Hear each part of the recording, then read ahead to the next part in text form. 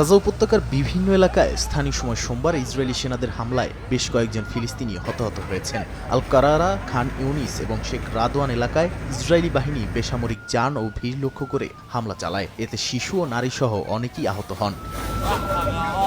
Sheikh Radwan ও আল মাঘাজি অঞ্চলে Israeli বাহিনী বেশ কয়েকটি ক্ষেপণাস্ত্র নিক্ষেপ করে। আল মাঘাজি শরণার্থী শিবিরের কাছে স্কুলসহ অন্যান্য ঘনবসতিপূর্ণ এলাকায় আঘাত হানে। আগে নিরাপদ অঞ্চল হিসেবে চিহ্নিত ছিল এই জায়গা। স্থানীয়রা জানান, সেখানকার বাসিন্দারা নিজেদের রক্ষা করতে গিয়েও ইসরায়েলের লক্ষ্যবস্তু হতে হচ্ছে।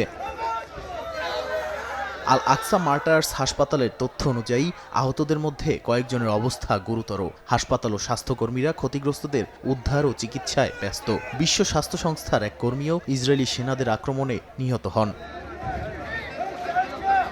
অক্টোবর থেকে কার্যকর শান্তি চুক্তি সত্ত্বেও ইসরায়েলি হামলা অব্যাহত রয়েছে। হামাস ও ইসরায়েলের মধ্যে শান্তি চুক্তি লঙ্ঘনের অভিযোগ বিনিময় চলছে। হামাস দাবি করেছে, তাদের অস্ত্র হস্তান্তর না হওয়া পর্যন্ত শান্তি প্রক্রিয়ায় বাধা আসছে। 2 বছরের হামলায় 72,000 ফিলিস্তিনি নিহত ও 1,72,000 আহত হয়েছেন। অবকাঠামোর 90% এরই মধ্যে ধ্বংস হয়ে গেছে। নাদিম মারজান, সময় সংবাদ।